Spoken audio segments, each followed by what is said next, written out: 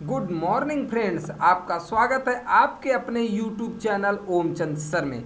दोस्तों, आज है 25 अप्रैल और आज हम डिस्कस करने वाले हैं फास्ट करंट अफेयर के इस सेशन को। दोस्तों, मैं ओमचंद कुमार मदेसिया आपके साथ डिस्कस करूंगा आज के सुर्खियों के बारे में। देखते हैं दोस्तों कि आज की सुर्खियां क्या कहती हैं, जो कि परीक्षा के पॉइंट ऑफ व्यू से इम्पॉर्टेंट है। तो दोस्तों, आज का पहला न्यूज है कि यहाँ पर हाल ही में समाचारों में आया पद मिल्क टी अलायंस किससे संबंधित है। दोस्तों, यह मिल्क टी अलायंस शब्द, इसका मतलब ये होता है मिल्क यानी दूध वाले चाय की संधि।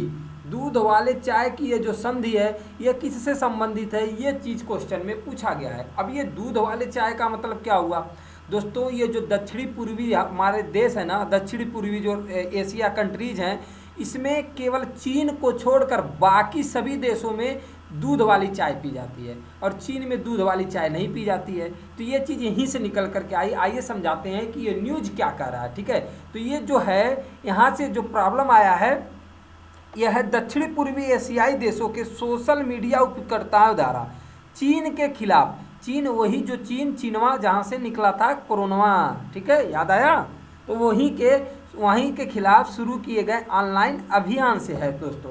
अब ये मिल्क टी अलियांस जो है, इसके द्वारा इस समय दोस्तों ऑनलाइन युद्ध छिड़ गया है। किसके किसके बीच में दोस्तों, एक थाईलैंड यानी थाई लोगों के द्वारा और चीन के द्वारा, इनके बीच एक ऑनलाइन युद्ध। अब ये ऑनलाइन युद्ध होता क्या है, इसके बारे में बताते हैं दोस्तों। बात ये हो गई कि यहाँ पर जब शुरुआत में थाई ट्विटर पोस्ट से हुई थी, इसकी शुरुआत में क्या कहा गया थाई ट्विटर पोस्ट के द्वारा, क्या चीन के वुहान में स्थित एक प्रयोगशाला में कोरोना वायरस का उद्भव हुआ था। ये थाई लोगों के द्वारा किया गया था यहाँ पर थाई ट्विटर पोस्ट पे। तो ऐसे ही कुछ संबंधित ट्वीट ताइवान और हांगकांग के लोगों के द्वारा भी किया गया था। परिणाम क्या निकला कि चीन के जो समर्थक थे, जो सोशल मीडिया उपयोगकर्ता थे, वो थाईलैंड पर गरीब और पिछड़ा राष्ट्र होने का आरोप लगाया तथा थाईलैंड के राजा और प्रधानमंत्री का अपमान भी किया इन लोगों ने, चीन के लोगों ने। बस हो गई लड़ाई हो गई और लड़ाई इस कदर पहुंची दोस्तों, खतरनाक लड़ाई। अब यहाँ पर क्या है कि ये जो मिल्क टी अलियांस है, इस शब्द का जो प्रयोग है दोस्तों, थाईलैंड के सोशल मीडिया के उपयोगकर्ता ताइवान और हांगकांग के देशों की संप्रभुता का समर्थन करने के लिए कर रहे हैं। यानी कि इनके देशों के बीच जो संप्रभुता है, इसके समर्थन, ये तीन देश मिल करके उसको चीन के प्रति क्या कर रहे हैं, उसका यहाँ पर बातों का जवाब देने के लिए यहाँ पर ये सब बातें निकल करके आ रही हैं दोस्तों। यहाँ पर क्या है कि मिल्क टी अलियांस है क्या, एक अनौपचारिक शब्द है दोस्तों, जो सोशल मीडिया उपयोगकर्ताओं द्वारा गढ़ा गया है, क्योंकि इस क्षेत्र में यानी दक्षिणी पूर्वी एशिया में चीन को छोड़कर से सभी देशों में दूध वाली चाय का सेवन किया जाता है। चीन में दूध वाली चाय का सेवन नहीं किया जाता, इसीलिए यह शब्द आया है यहाँ पर मिल्क टी अलियांस। ठीक है, इस ऑनलाइन युद्ध में सोशल मीडिया पर चीन को एक बाहरी देश के रूप में तथा मिल्क टी अलायंस के सभी देशों के ध्वजों को एक साथ दिखाते हुए मीम्स बनाए गए हैं। यानी कि इनके द्वारा ये कहा जा रहा है कि भाई तुम तो बाहरी हो, हम लोग जो हैं, जो दक्षिणी पूर्वी एशिया के जो लोग हैं, वो सब एक साथ हैं, तुम एक बाहरी व्यक्ति हो, यहाँ से कहाँ घुस करके आ गए हो। ठीक है, तो ये चीज़ यहाँ पर इनके द्वारा पोस्ट किया जा रहा है ट्विटर पर, और इसमें भयंकर युद्ध इनके द्वारा ट्विटर पोस्ट पर युद्ध हो रहा है, ऑनलाइन युद्ध जिसे कहा जा सकता है। ठीक है फ्रेंड, आई होप ये फैक्ट आपको समझ में आ गया होगा कि ये मिल्क टी अलियांस है क्या चीज़। ठीक है, अगला न्यूज है, हाल ही में कई पूर्व नौकरशाहों ने केंद्र सरकार की किस पुनर्विकास परियोजना का विरोध किया है। किस पुनर्विकास परियोजना का विरोध किया है, यह सरकार हो गया, सरकार रहेगा, विरोध किया है। तो दोस्तों, यह सेंट्रल विस्टा प्रोजेक्ट का इन्होंने विरोध किया है। ये सेंट्रल विस्टा है क्या चीज़, इसको समझते हैं फ्रेंड कि ये सेंट्रल विस्टा एक्चुअली में है क्या। उसके पहले हमें यह समझना होगा कि ये नौकरशाह क्या होते हैं दोस्तों। वे व्यक्ति जो कि बड़े पद पर तैनात होते हैं और वे रिटायर हो जाते हैं, यानी अपना उनका समय सीमा समाप्त हो जाता है नौकरी करते करते, तो वह क्या कहेंगे, पूर्व नौकरशाह कहलाते हैं। जैसे IAS PCS लेवल के जो अधिकारी होते हैं ना, उनको नौकरशाह बोला जाता है, और जब वो रिटायर हो जाएंगे तो उनको क्या बोला जाएगा, पूर्व नौकरशाह बोला जाएगा। ठीक है, यहाँ पर तो यहाँ पर क्या होता था है दोस्तों कि इनके द्वारा पुनर्विकास परियोजना का विरोध किया गया। और वो भी सेंट्रल विस्टा के पुनर्विकास। तो इसका सेंट्रल विस्टा है क्या, मैं आपको बताता हूँ इसके बारे में अच्छे से। देखिए सेंट्रल विस्टा जो कि आपको दिल्ली में जो एक बात आप लुटियंस दिल्ली का नाम आपने सुना होगा न्यूज में। लुटियंस दिल्ली है क्या चीज़? लुटियंस दिल्ली जो फ्रेंड होता है, जो दिल्ली में सचिवालय, पार्लियामेंट, राष्ट्रपति भवन, दूतावास जहाँ पर है, राष्ट्रपति भवन है और जो दूतावास हैं सभी देशों के, उस जगह को, जिस जगह पर वो स्थित है उसी जगह को लुटियंस दिल्ली कहा जाता है। उस जगह को क्या कहा जाता है दोस्तों? लुटियंस दिल्ली। ठीक है, तो अब क्या हुआ यहाँ पर कि यहाँ पर लुटियंस दिल्ली का नाम लुटियंस दिल्ली क्यों पड़ा, आपको मैं बता दूं, क्योंकि यहाँ पर जो आए थे लुटियंस एक थे व्यक्ति, लुटियंस के द्वारा यहाँ पर इसका निर्माण कराया गया था, यानी कि इसका मैप बना करके दिया गया था इन सब चीज़ों का। किसका? सचिवालय, पार्लियामेंट, राष्ट्रपति भवन, इन सब चीज़ों का मैप किसके? लुटियंस और बेकर के द्वारा। एक बेकर व्यक्ति थे, ठीक है, जो पार्लियामेंट का डिजाइन किया गया था लुसिएंट और बेकर दोनों के द्वारा। राष्ट्रपति भवन का डिजाइन दोस्तों केवल लुसिएंट के द्वारा, लुटियंस के द्वारा किया गया था। और सचिवालय का जो निर्माण किया गया था दोस्तों, वो लुटियंस और बेकर दोनों के द्वारा किया गया था, जो कि दिल्ली में स्थित है। ठीक है, इसलिए इस जगह का नाम लुटियंस दिल्ली पड़ गया। इस जगह का जो नाम पड़ गया दोस्तों, वो लुटियंस दिल्ली पड़ गया। अब ये सेंट्रल विस्टा क्या है? तो सेंट्रल विस्टा दोस्तों जो Rashtrapati Bhavan, parliament, India gate और नेशनल आर्काइव जो समूह है, इन सभी को एक साथ मिला करके इन सब चीज़ों को सेंट्रल विस्टा कहा जाता है। अब आपको समझ में आ गया होगा कि सेंट्रल विस्टा क्या है, यानी कि जहाँ पर ये लुटियंस दिल्ली है, लुटियंस दिल्ली में जितने चीज़ उपस्थित हैं, सचिवालय हो गए, राष्ट्रपति भवन हो गया, हमारा यह क्या कहते हैं, पार्लियामेंट, इंडिया गेट, ये सब चीज़ों को मिला करके क्या किया जाता है दोस्तों, एक नाम दिया गया सेंट्रल विस्टा। ठीक है, सेंट्रल विस्टा नाम, यानी कि इन सब के समूह को ही सेंट्रल विस्टा कहते हैं। सेंट्रल विस्टा का अब यहाँ पर यही बात निकल करके आई है कि इस सेंट्रल विस्टा का विरोध क्यों किया जा रहा है दोस्तों। सरकार ये कह रही है कि ये जो जितने भी भवन है ना, ये भवन क्या है कि यहाँ पर देखिएगा ISPCS रेंज के अधिकारियों के रहने की सुविधा अलग है, जो यहाँ पर सचिवालय बनाया है, सचिवालय का अलग है सिस्टम। तो ये सरकार ये कर रही है, ये जब सब अलग अलग चीज़ें हैं, इन सबको मिलाकर एक कर दिया जाए, सचिवालय को, राष्ट्रपति भवन को, और यहाँ पर जो अधिकारी ISPCS रेंज के जो अधिकारी होते हैं, जो कैबिनेट मिनिस्ट्री है हमारा, उन सबको मिलाकर एक भवन, अलग एक भवन का निर्माण कराया जाए, जिसमें एक ही जगह सभी चीज़ उपस्थित हों। ठीक है, तो यहाँ पर क्या किया जा रहा है कि इसमें नौकरशाहों के द्वारा और कुछ नेताओं के द्वारा ये बोला जा रहा है कि नहीं, इससे जो हमारा प्राचीन धरोहर है, जैसे राष्ट्रपति भवन हो गया, जो पुराना सचिवालय है, जो हमारा पार्लियामेंट वगैरह है, ये सब क्या हो जाएंगे? बेकार हो जाएंगे, ये सब बेकार हो जाएंगे। तो इसीलिए क्या है कि इसका विरोध इनके द्वारा किया जा रहा है। और सरकार कर रही है कि एक नया स्कीम लाई है, कह रही है कि हम इसका जो नया जो पार्लियामेंट बनेगा वो त्रिकोणीय आकार का होगा, त्रिकोण आकार का बनाया जाएगा, जिसमें कि सब कुछ, यानी कि जो इसमें हर चीज़, पार्लियामेंट भी इसमें होगा आपका, इसमें सचिवालय भी इसी में इंक्लूड होगा दोस्तों, और इसी में आपका राष्ट्रपति भवन भी इंक्लूड रहेगा, और इन सब चीज़ों को मिला करके एक त्रिकोण रूप से एक आपका बनाया जाएगा। इस टोटल इन सब चीज़ों को, सेंट्रल विस्टा को एक त्रिकोण आकार में बनाया जाएगा, एक ही जगह सब कुछ उपस्थित रहेगा। तो अब ये हुआ कि पुराने वाले का क्या होगा, तो उन्होंने पूछा कि ये पुराना वाला जो बिल्डिंग है, राष्ट्रपति भवन वगैरह, वो क्या होगा। तो इनके द्वारा ये कहा गया कि इंडिया गेट से लेकर के राष्ट्रपति भवन तक के जगह को यहाँ पर जनता के लिए खोल दिया जाएगा, और ये जनता आकर के इसमें क्या हो जाएगी, जनता के घूमने की एक जगह बना दिया जाएगा, ताकि उनको नॉलेज मिल सके इन सब चीज़ों के बारे में। तो यह है दोस्तों केंद्र सरकार का एक मुहिम, जो कि यह यहाँ पर एक विरोध के रूप में निकल करके आया था। आई होप यह सेंट्रल विस्टा भी आपको समझ में आ गया होगा। और ये पेपर में कई बार पूछा गया दोस्तों कि पार्लियामेंट का डिजाइन किसके द्वारा किया गया था, तो याद रखिएगा लुटियंस और बेकर के द्वारा किया गया था। राष्ट्रपति भवन का डिजाइन भी लुटियंस के द्वारा, और सचिवालय का डिजाइन भी दोस्तों लुटियंस और बेकर के द्वारा ही किया गया था। आई होप यह न्यूज आपको अच्छे से समझ में आया होगा। बढ़ते अगले न्यूज की तरफ।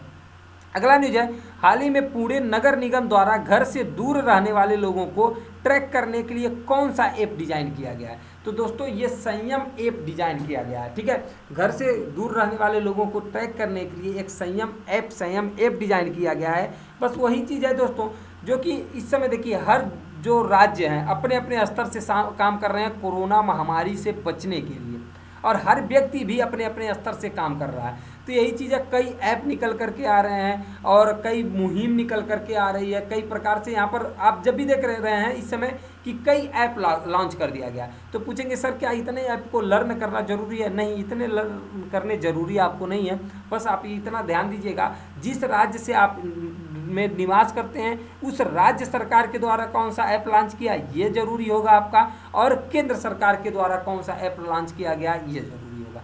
केंद्र सरकार के द्वारा आरोग्य सेतु लॉन्च किया गया, ये ध्यान रखिएगा, और संयम ऐप जो पुणे राज्य के द्वारा लॉन्च किया गया है, यहाँ पर यह ध्यान, आप पुणे के नगर निगम के द्वारा यह लॉन्च किया गया, यह बात आप याद रखिएगा। ठीक है, तो आई होप ये फैक्ट आपको अच्छे से समझ में आ गया होगा। दोस्तों अगला न्यूज है हमारा, भारत की सबसे बड़ी आईटी कंपनी टीसीएस किस देश में पहला पूरी तरह से डिजिटल बैंक लॉन्च करेगी? पहला पूरी तरह से डिजिटल बैंक लॉन्च करेगी टीसीएस। टीसीएस क्या है? Tata consultancy services.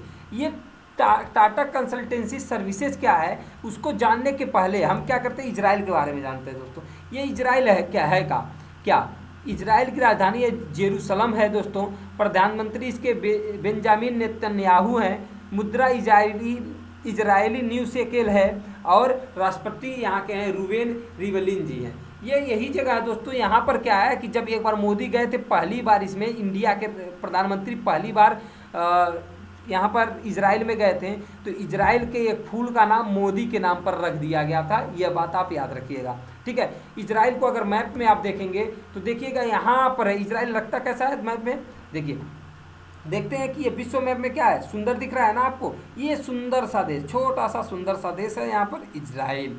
ठीक है दोस्त, तो आई होप ये समझ में आया होगा इजराइल है कहाँ। कल हम इसी के बारे में बात किए थे। ये गोल्फ कंट्रीज में स्थित है, गोल्फ कंट्रीज का हिस्सा है। यहीं पर रेड सी है, देखिएगा यहाँ पर ये जो है ना छोटा वाला, ये वाला मैप यहाँ पर निकाला गया है, इस वाले भाग पे यहीं पर रेड सी है, बगल में ये वाली। कल मैंने अभी बात किया था किसके बारे में, यहाँ पर लेबनान के बारे में। आइए बताते हैं आपको डिटेल में। देखिएगा ये है इजराइल, आपका इजराइल के जस्ट ऊपर लेबनान, जिसके बारे में अभी कल के न्यूज में हमने बात किया है। ठीक है, ये लेबनान क्या किया था दोस्तों? लेबनान अभी कल ही अफीम की खेती को भांग की खेती को, यानी गांजा की जो खेती है उसको वैध कर दिया था। किसके लिए, क्यों वैध किया था दोस्तों? वैध इसलिए कर दिया क्योंकि ये दवा के काम में आ सके, इसलिए इसको वैध कर दिया है लेबनान के द्वारा। ठीक है, यहाँ पर देखिएगा ये जो इजराइल है, इजराइल में यहाँ पर आपका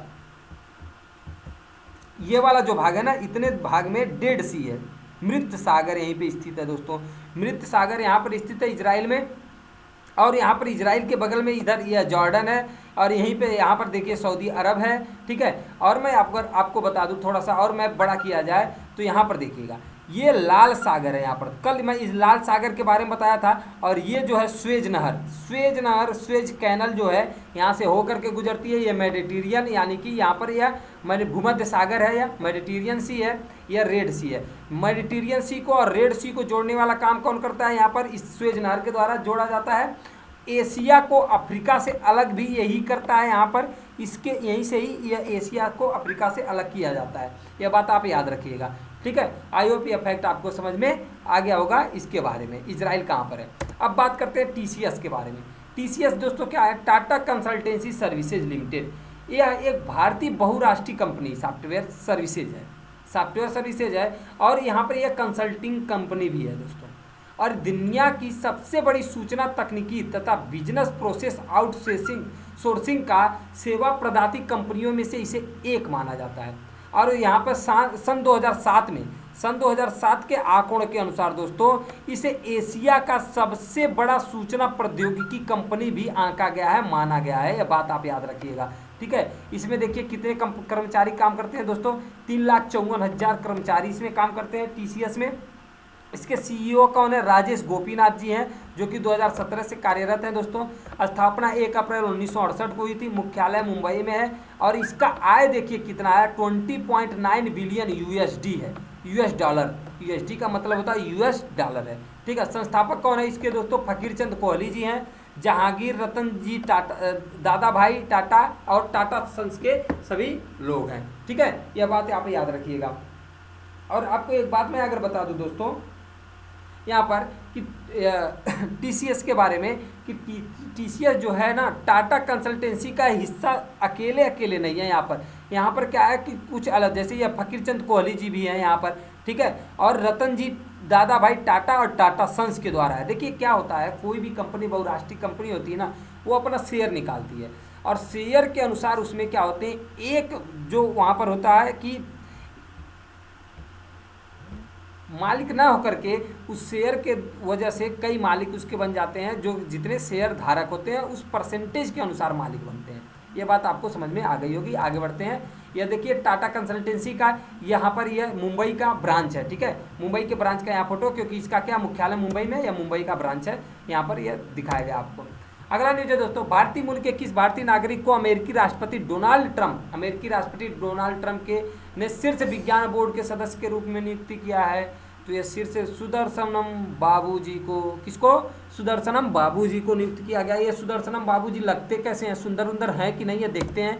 ये सुदर्शनम बाबू, ये देखिए दांत दिखा दिए हैं अपना, सुदर्शनम बाबू जी, ठीक है। और ये डोनाल्ड ट्रंप जी, एक खतरनाक इस तरह से देख रहे हैं, ठीक है। तो ये है डोनाल्ड ट्रंप जी हमारे, ठीक है। इनको नियुक्त किया गया है किस पे दोस्तों? शीर्ष विज्ञान बोर्ड के सदस्य के रूप में नियुक्ति की गई है डोनाल्ड ट्रंप के द्वारा, ठीक है। आगे बढ़ते हैं अगले न्यूज की तरफ। अगला न्यूज है दोस्तों, भारत की अग्रणी दोपहिया कंपनी ने हाल ही में यूनाइटेड किंगडम की 122 वर्षीय मोटरसाइकिल कंपनी नॉर्टनवा का अधिग्रहण कर लिया। यह नॉर्टनवा है क्या? नॉर्टन, ठीक है। नॉर्टन का अधिग्रहण किया है किसने? टीवीएस ने अधिग्रहण किया। ये नॉर्टन है कहाँ का दोस्तों? ये ब्रिटेनवा का है, यानी ब्रिटेन का, ठीक है। ब्रिटेन का यह कंपनी है जो कि कब से कार्यरत है दोस्तों? 122 साल, यानी कि अंग्रेजों के समय, जब अंग्रेज हमारे यहाँ राज करते थे उस समय की यह नॉर्टन कंपनी है। उस समय से ही गाड़ी बनाती थी नॉर्टन कंपनी, ठीक है। तो उस समय की यह कंपनी बहुत ही पुरानी हो गई, बुढ़ई हो गई है एक प्रकार से यह कंपनी। तो उसका अधिग्रहण किया गया है टीवीएस के द्वारा, भारत के टीवीएस कंपनी के द्वारा। आई होप ये समझ में आ गया होगा। ये नॉर्टन का चित्र देख लीजिए, बड़े मजेदार बाइक है, देखिए कितने बड़े मजेदार बाइक को लॉन्च करते हैं ये लोग, ठीक है। तो अब ये बाइक अब हमारे पास भी आ सकती है टीवीएस के द्वारा, टीवीएस इसको लॉन्च करेगा। आगे बढ़ते हैं अगले न्यूज की तरफ। यह सिटी यूनियन बैंक का न्यूज है। हाल ही में सिटी यूनियन बैंक में एन कानकोडी को 3 वर्षों के लिए पुनः नियुक्ति के लिए अपनी मंजूरी दे दी है। किसने? आरबीआई ने, रिजर्व बैंक ऑफ इंडिया ने दे दिया है। सिटी यूनियन बैंक के मुख्यालय कहाँ पर है? कुंभकोणम में है दोस्तों। और सीईओ इसके कौन है? डॉक्टर एन कामाकोडी जी हैं। कामाकोडी वही जो कि फिर से इनको नियुक्त किया गया 2011 से ये क्या है यहाँ पर कार्यरत है। इसकी स्थापना कहाँ पर कब हुई थी दोस्तों? 1904 में इसकी स्थापना हुई थी। और कुंभकोणम कहाँ पर है दोस्तों? कुंभकोणम जो है वो तमिलनाडु में है, ठीक है, याद ये रखिएगा। अब बढ़ते हैं हम आगे अपने अगले न्यूज की तरफ। दोस्तों ये अगला न्यूज है, प्रख्यात रंगमंच निर्देशक, अभिनेत्री और कार्यकर्ता उषा गांगुली का हाल ही में निधन हो गया। उन्हें किस वर्ष में संगीत नाटक अकादमी पुरस्कार से सम्मानित किया गया है? संगीत नाटक अकादमी दोस्तों, यह 1998। यहाँ पर ये जो है उषा गांगुली जी जो थी, ये प्रख्यात रंगमंच निर्देशक थी, यानी कि जो रंगमंच किया जाता है ना मंच वगैरह पर, उसकी एक निर्देशिका थी। यह अभिनेत्री और कार्यकर्ता भी ये रह चुकी हैं, जो कि 1998 में इनको संगीत नाटक अकादमी से 1998 में सम्मानित किया गया है, जिनका निधन अभी हाल ही में हो गया है, यानी कल के दिन इनका निधन हो गया है, ठीक है दोस्तों। तो ये न्यूज़ था, यह याद रखिएगा। इनका नाम उषा गांगुली जी थी। यह दिखती कैसी है? ये है उषा गांगुली जी, ठीक है, मोटी तगड़ी सी। आगे बढ़ते हैं। केंद्रीय मंत्री रमेश पोखरियाल निशंक ने विश्व पुस्तक दिवस कब मनाया गया है दोस्तों? याद करिए, 23 अप्रैल को मैंने इसके बारे में बताया था। विश्व पुस्तक दिवस के बारे में कई न्यूज आ चुकी है, याद रख लीजिए। विश्व पुस्तक दिवस 23 अप्रैल को मनाया गया था, ठीक है। अवसर पर सोशल मीडिया पर कौन सा अभियान शुरू किया गया है दोस्तों? इस विश्व पुस्तक दिवस के दिन माई बुक माई फ्रेंड अभियान शुरू किया गया। किसके द्वारा? केंद्रीय मंत्री रमेश पोखरियाल के द्वारा। ये रमेश पोखरियाल केंद्र के कौन से मंत्री है दोस्तों? यह मानव संसाधन मंत्री हैं, ठीक है। और उत्तराखंड भारतीय जनता पार्टी से संबंधित है। यह उत्तराखंड के भारतीय जनता पार्टी से संबंध रखते हैं और ये क्या है? मानव संसाधन मंत्री हैं, ठीक है। आई होप ये फैक्ट समझ में आ गया होगा। माई बुक माई फ्रेंड याद रखिएगा। अगला न्यूज, हाल ही में पत्तनमतिट्टा जिले के प्रशासन ने कोविड-19 लक्षणों की तेजी से जांच के लिए तिरंगा नामक एक वाहन लॉन्च किया है। दोस्तों यह तिरंगा नामक वाहन लॉन्च किया गया। यह वाहन देखिएगा इस तरह से दिखता है। यह वाहन क्यों लॉन्च किया गया है पता है? ताकि यहाँ पर तेज़ी से जांच हो सके कोविड-19, क्योंकि यहाँ पर गाड़ी अगर अच्छी होगी ना तो जल्दी जल्दी गाड़ी बढ़िया होगी तो दिक्कत भी जल्दी जल्दी सॉल्व होगा, क्योंकि हम जल्दी से जल्दी एक स्थान से दूसरे स्थान पर जा सकते हैं। तो इसलिए यहाँ पर क्या है? तिरंगा नाम का एक वाहन लॉन्च किया है जो कि केरल राज्य में स्थित है। केरल के बारे में अगर बात करें दोस्तों तो केरल का जो फॉर्मेशन ईयर है यह है 1 नवंबर 1956 को दर्जा इसको मिला था। इसका फॉर्मेशन एक प्रकार से हुआ था 1 नवंबर 1956 को। भाषा यहाँ का मलयालम और अंग्रेजी है दोस्तों। राजधानी तिरुवनंतपुरम है। मुख्यमंत्री पी नारायण विजयन है जी हैं, ठीक है। और यहाँ पर अगर केरल के बारे में, केरल का मैंने बताया है ना आपको, जिस राज्य के बारे में आएगा उस राज्य के बारे में मैं एक आपको ट्रिक लेकर के आऊँगा यहाँ पर नेशनल पार्क याद करने के लिए। तो आज की इस नेशनल पार्क को याद करने के लिए क्या ट्रिक है दोस्तों? शोले की पद्मिनी और इंजीनियर रवि का साइलेंट प्यार अन्ना ने मिठाई और करेला खाकर मंजूर किया। यह थोड़ा फनी सा ट्रिक है, याद रखिएगा इसको। यहाँ पर शोले का कनेक्शन लिया गया है, ठीक है, कनेक्शन है इसमें। यहाँ पर क्या है? Pambadum Shola national park, Pambadum Shola national park है, Pambadum Shola national park, Eravikulam national park, Silent Valley national park, Periyar national park और अन्नामुंडी शोले नेशनल पार्क। और यहाँ पर है आपका अगला जो मट्टीकट्टन शोले नेशनल पार्क, ठीक है। तो ये नेशनल पार्क सब याद रखिएगा। ये कहाँ का है? केरल का है। थोड़ा सा खतरनाक नाम है, देखिए खतरनाक नाम जहाँ पर होता है ना वो या तो केरल का या तो तमिलनाडु का होता है, ठीक है। तो इससे आप याद रख सकते हैं यहाँ पर खतरनाक नाम से भी, नहीं तो फिर इस सूत्र से भी याद रख सकते हैं, थोड़ा सा आप ध्यान देंगे तो, ठीक है। आई होप ये समझ में आ गया होगा। बढ़ते हैं अगले न्यूज़ की तरफ। अगला न्यूज दोस्तों, हाल ही में फेसबुक ने मुकेश अंबानी की कंपनी जियो प्लेटफॉर्म लिमिटेड में कितने % हिस्सेदारी की है? तो 9.99% की हिस्सेदारी की गई है दोस्तों। यहाँ पर बता दें आपको, फेसबुक ने जियो को कितना पे किया है दोस्तों? 43,574 करोड़ रुपए पे किया है इतने हिस्सेदारी के लिए। कितने के? 9.99% के हिस्सेदारी के लिए यहाँ पर फेसबुक ने कितना यहाँ पर किया खर्चा? पैसा दिया है 43,574 करोड़ रुपये। और यहाँ पर मैं आपको बता दूं, अगर कि इस समय अगर उसको डॉलर में देखा जाए, डॉलर में तय किया जाए तो डॉलर में 5.7 अरब डॉलर रुपए मिला है किसको? जियो कंपनी को, फेसबुक के द्वारा। आई होप ये समझ में आ गया होगा। इस तरह से फेसबुक जो है ना दोस्तों, इनके छोटे छोटे शेयर धारकों में से सबसे बड़ा शेयर धारक इस समय हो गया है कौन? फेसबुक। अगला न्यूज है, हाल ही में किस देश ने IMF इंटरनेशनल मॉनेटरी फंड, अभी हाल ही में इसके बारे में मैंने डिस्कस किया था, इसने क्या किया था? कह रहा था कि $500 का मैं सहायता करूंगा कोरोना से लड़ने के लिए पूरे विश्व में। लेकिन भारत ने और अमेरिका ने इसके लिए मना कर दिया। क्यों मना किया हुआ था ये बात मैं आपको पिछले न्यूज में बता चुका हूं। अगर आप वो न्यूज देख रहे होंगे लगातार मेरा तो आपको समझ में आ जाएगा, नहीं भी देख रहे हैं तो मैं बता देता हूं। बात यह था कि यह कह रहा था कि इस समय जो बढ़िया डेवलप्ड कंट्री हैं उनको देने से क्या फ़ायदा, ऐसे कंट्रियों को आप दीजिए जिनका क्या है कि GDP कम हो, जिनकी कमाई अर्निंग कम हो, यानी गरीब कंट्रियों को आप ये पैसा दीजिए ताकि वो इससे थोड़ा सा अपना हेल्प कर सकें। तो इसी के सिलसिले में वो IMF ने इसका बात मान लिया था। और यहाँ पर देखिएगा पाकिस्तान को $1.4 बिलियन का सहयोग मिला है पाकिस्तान को, ठीक है। विदेशी मुद्रा भंडार बढ़ाने में मदद मिलेगा कोरोना महामारी से लड़ने के लिए। यह भी न्यूज़ आपको आई होप समझ में आ गया होगा। बढ़ते हैं अगले न्यूज़ की तरफ। हाँ, यहाँ पर पाकिस्तान के बारे में अगर हम देख लें दोस्तों, तो पाकिस्तान है जो कि भारत का छोटा भाई है, बिड़ल भाई छोटा, जो कि अलग हो चुका है, ठीक है। ये पाकिस्तान है हमारा। पाकिस्तान में चीन ने क्या है दबदबा अपना बना रखा है बड़ा ही खतरनाक तरीके से। चीन ने दबदबा बनाया है दोस्तों। यहाँ पर देखिए इसने क्या किया है, चीन ने पाकिस्तान के ग्वादार पोर्ट से लेकर, ये ग्वादार पोर्ट है, ग्वादार पोर्ट से लेकर के रेल और सड़क दोनों बिछा दिया है यहाँ तक। ये रेल वाला रास्ता है और ये ग्वादार पोर्ट से लेकर के कासगढ़ तक, यहाँ पर कासगढ़ तक यहाँ पर एक रोड बनाया है। और इस रोड को क्या बोलते हैं, पाकिस्तान चाइना इकोनॉमिक कॉरिडोर, यानी कि PO, इसको बोला जाता है सिपेक बोला जाता है दोस्तों। इसको क्या बोला जाता है, CPEC, China Pakistan economic corridor, इसको शॉर्टकट में सिपेक के नाम से आपको ये मिलेगा। तो यहाँ पर देखिए इनके द्वारा ये क्या कहा गया था, ये वाला है कॉरिडोर है और ये वाला जो है रेल द्वारा है।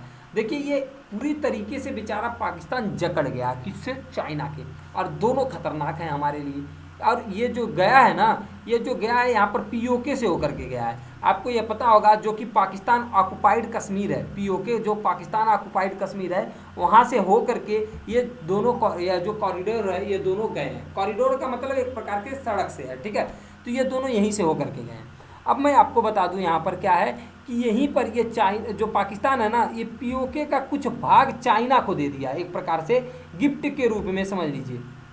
ये तो अपना ही माल समझ रहा है कि भाई ये जो POK है ये हमारा ही है, पर इसको नहीं पता है कि POK जब ये पाकिस्तान और भारत की लड़ाई हुई थी तो उस समय क्या एक समझौता हुआ था कि जो व्यक्ति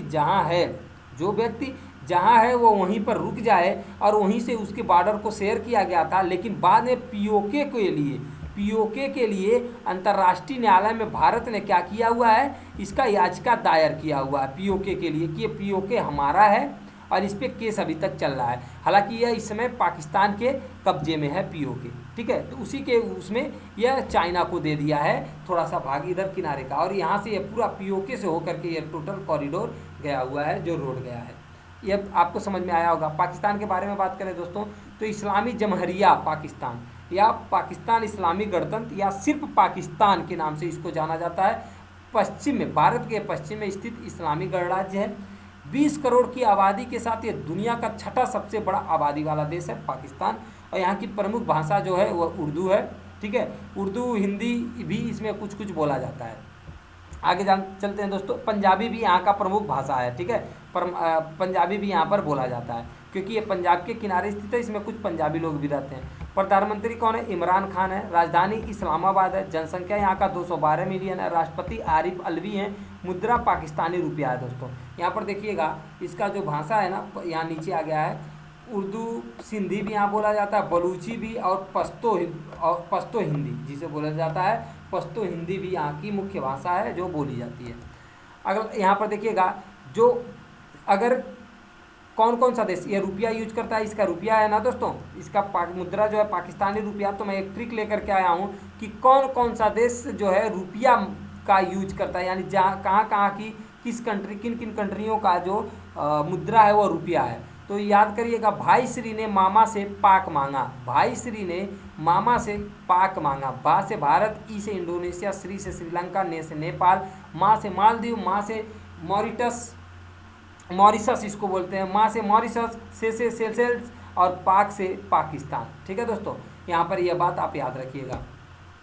अगला चलते हैं दोस्तों। अगला है यहाँ पर जो है, मैं यह न्यूज फैक्ट लेकर के आया हूँ, राष्ट्रीय पंचायती राज दिवस। आज का जो कल जो दिवस मनाया गया था 24 अप्रैल को राष्ट्रीय पंचायती राज दिवस मनाया गया था, उसके बारे में कुछ तथ्य लेकर के आया हूँ आपको बताने के लिए। दोस्तों ये हर साल 24 अप्रैल 2020 को राष्ट्रीय पंचायती राज दिवस, नेशनल पंचायती राज डे के अवसर पर कोविड-19 से निपटने में ग्रामीण भारत के योगदान की सराहना की गई है प्रधानमंत्री के द्वारा, जो यह पंचायती राज दिवस मनाया गया है कल के दिन। इसका मुख्य बिंदु आप ध्यान दे दीजिएगा कि मुख्य बिंदु इसका क्या है दोस्तों। तो इसका मुख्य प्रत्येक वर्ष 24 अप्रैल को 73वें संविधान संशोधन अधिनियम के लागू होने के उपलक्ष्य में पंचायती राज दिवस मनाया क्यों जाता है। आपको पता होगा संविधान में एक भाग है, ठीक है। कौन सा भाग है, भाग 9। भाग 9 के अंतर्गत पंचायती राज से संबंधित उपबंधों की चर्चा की गई है, जो कि अनुच्छेद 243 में स्थित है दोस्तों, इसमें की गई है भाग 9 में। तभी से यह लेकर के जब ये संविधान संशोधन हुआ था 73वां, उस संविधान संशोधन में इस पंचायती राज को जोड़ा गया था, ठीक है। तो इसको जोड़ने के उपलक्ष्य में ही पंचायती राज दिवस मनाया जाता है हर साल 24 अप्रैल को ही। इसकी शुरुआत 2010 में हुई थी 73वां संविधान संशोधन जब हुआ था 1992 के तहत पंचायती राज को संवैधानिक पहचान मिली थी। लेकिन 1992 में तो मिल गया था पंचायती राज को संवैधानिक पहचान, लेकिन इसको मनाने की शुरुआत कब से होने लगी दोस्तों? पंचायती राज दिवस की 2010 से होने लगी। ठीक है, और बाकी मैं ये बता ही चुका हूँ कि यह भाग 9 से जोड़ा गया है और इसका 243 अनुच्छेद 243 के तहत इसको जोड़ा गया है। ठीक है, पंचायतें नाम शीर्षक के तहत अनुच्छेद 243 देखिए 243 से 243 तक पंचायती राज से संबंधित उपबंध हैं, यह बात याद रखिएगा। 73वें संविधान संशोधन द्वारा संविधान में 11वीं अनुसूची जोड़ी गई है और इसके तहत पंचायतों के अंतर्गत 29 विषयों यह रहेगा 29 विषयों की सूची की व्यवस्था की गई है इसमें। ठीक है दोस्तों, और यहाँ पर देखिए जो केंद्र सरकार के द्वारा ई ग्राम स्वराज पोर्टल लाया गया है, इस अवसर पर प्रधानमंत्री ने एकीकृत ई ग्राम स्वराज पोर्टल और मोबाइल ऐप लॉन्च किया है। इस दिन के अवसर पर यानी कल के अवसर पर यह पोर्टल भारत सरकार के पंचायती राज मंत्रालय की एक नई पहल है जो सभी ग्राम पंचायतों को ग्राम पंचायत विकास योजनाओं को तैयार करने एवं क्रियान्वयन के लिए यानी क्रियाकलाप के लिए एकल इंटरफेस प्रदान करेगा और साथ ही साथ में दोस्तों रियल टाइम निगरानी और जवाबदेही सुनिश्चित यह कर सकता है। कौन? ई ग्राम स्वराज पोर्टल। और एक और योजना लाया गया है स्वामित्व योजना, याद रखिएगा पंचायती राज दिवस के दिन। एक है ई स्वराज पोर्टल और दूसरा है स्वामित्व योजना। इसमें प्रधानमंत्री ने स्वामित्व योजना का भी शुभारंभ किया है। योजना पंचायती राज मंत्रालय, राज्य पंचायती राज विभाग, राज्य राजस्व विभाग और भारतीय सर्वेक्षण विभाग के सहयोग से ड्रोन तकनीकी द्वारा नवीनतम सर्वेक्षण विधियों के उपयोग से ग्रामीण क्षेत्रों में रिहायशी जमीनों के सीमांकन के लिए संपत्ति सत्यापन का समाधान करेगा। किसके द्वारा दोस्तों? ड्रोन तकनीकी के सहयोग के द्वारा। और यहाँ पर देखिएगा पंचायती राज के द्वारा कुछ पुरस्कार भी दिया जाता है अच्छा प्रदर्शन करने वाले पंचायतों को, जो कि राज्य और केंद्र शासित प्रदेशों को पुरस्कृत किया जाता है। तो इसके द्वारा 3 मुख्य पुरस्कार दिए जाते हैं, याद रखिएगा कौन कौन सा मुख्य पुरस्कार? नानाजी देशमुख गौरव ग्राम सभा पुरस्कार, बाल सुलभ ग्राम पंचायत पुरस्कार, ग्राम पंचायत विकास योजना। ठीक है दोस्तों, तो ये था आज का टोटल न्यूज। आई होप यह फैक्ट आपको अच्छे से समझ में आया होगा, आज का न्यूज आपको पसंद आया होगा दोस्तों। अगर दोस्तों आपको ये न्यूज पसंद आ रहा है तो अधिक से अधिक दोस्तों को शेयर करिए अपने, ताकि उनको भी इसका फ़ायदा और बेनिफिट मिल सके। हालांकि कोरोना की महामारी है, लोग पढ़ना नहीं चाह रहे, लेकिन दोस्तों इसी में ही तो आपको पढ़ने के लिए अच्छा मौका मिला हुआ है। तो अधिक से अधिक इसको थोड़ा सा ध्यान दे करके पढ़ाई कीजिए, डेली रेगुलरिटी बनाए रखिए पढ़ाई में अपने, ताकि आपका जो ज्ञान है वह कहीं चूक न जाए आप और कहीं छूट न जाए। ठीक है दोस्तों, तो हम फिर मिलेंगे। आप चैनल को सब्सक्राइब और लाइक करना ना भूलिएगा। फिर मिलेंगे हम अगले वीडियो में, तब तक के लिए नमस्कार।